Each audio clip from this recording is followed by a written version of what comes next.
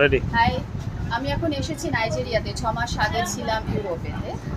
আমি এখানকার সবজি মার্কেটটা দেখাচ্ছি। সবই পাওয়া যায়। ধনেপাতা পেয়েছি, পেঁয়াজ আছে, আলু আছে।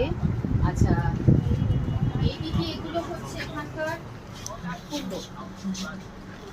এখানকার কুমড়ো দামগুলো সব পরে বলবো। এগুলো সব হিসেবে হচ্ছে নায়রা, এখানকার কারেন্সিকে বলা হয় নায়রা। রসুন, আপেল, লঙ্কা, এগুলো হচ্ছে শুকনো লঙ্কা। বাকি কিন্তু সবই আছে। দামগুলো একটু ব্যাপার পড়ছে বটে।